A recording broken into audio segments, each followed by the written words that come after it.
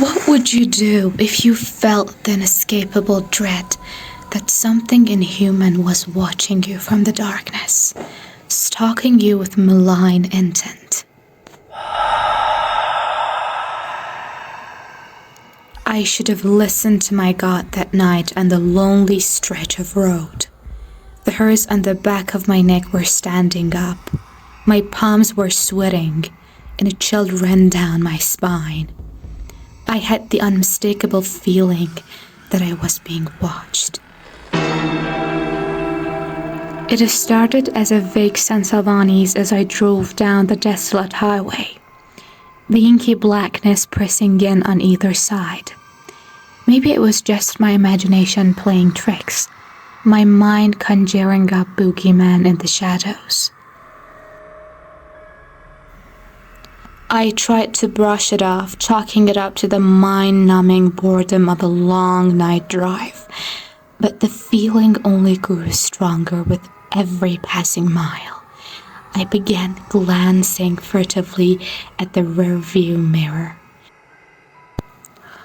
That's when I saw it, a pair of faint lights in the distance, following behind me. At first, I told myself it was just another car on this lonely road, but the longer I drove, the more I realized those lights never wavered, never gained or lost ground. They simply pursued at a steady, relentless pace. An icy hand gripped my heart as shadowy thoughts took hold. What if it wasn't just a car? What if something more sinister lurked out there, toying with me? I pushed down on the gas pedal, desperate to outrun this unnamed dread nipping at my heels. But no matter how fast I drove, those lights remained locked in behind me like ominous eyes peering through the night. My mind raced. Was I being followed? Haunted even? Or was this just paranoia fueled by too many late-night horror movies? I contemplated stopping at the next town, but something warned me against it. An irrational fear gripped me that if I stopped, it would be waiting. Whatever inhuman thing pursued me would finally reveal itself. So I pressed on through the inky void, the yellow lines on the road blaring beneath my tires.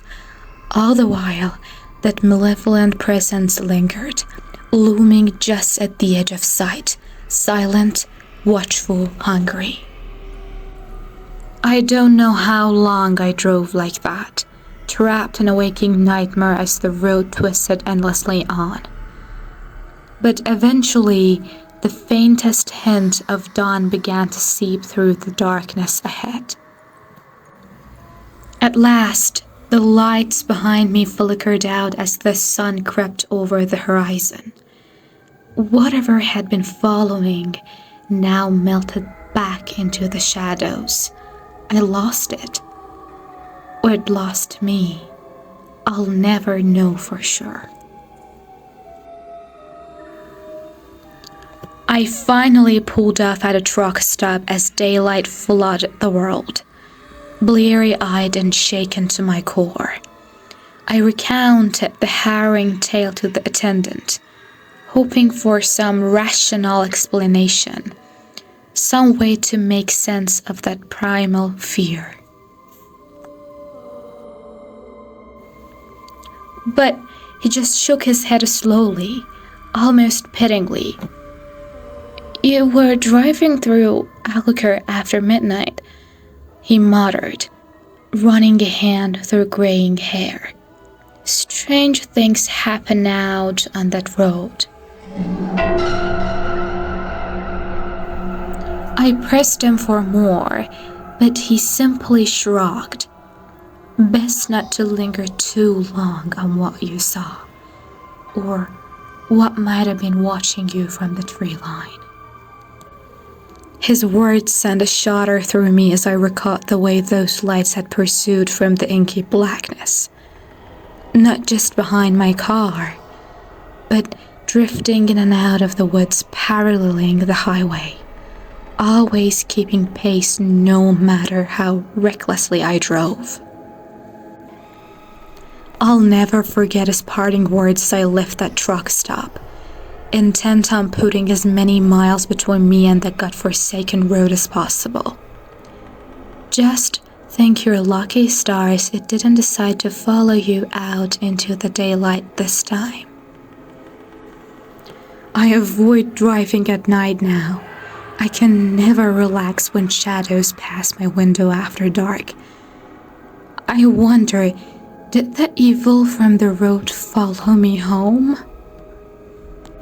What would you do if the malevolent force that stalked you didn't just linger on the open road? What if its grossly mean tentacles snaked right up to your front door?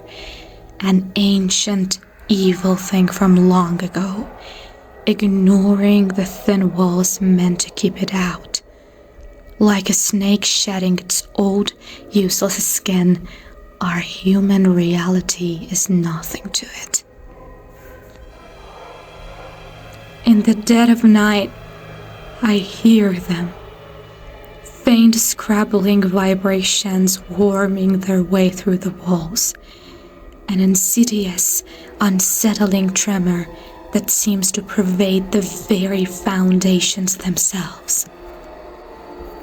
I fear that evil presence on the road was just the start of something worse, an infinite, primordial evil reaching out between worlds where nightmares slumber. Maybe we uncovered secrets we shouldn't have. And now we can never go back to how things were. There is no more comfort in ignorance for me. The veil has been pierced, and that ancient malice has slithered through the tear. I'm exposed to the horror of the reality beyond. The true monstrous reality we barely comprehend.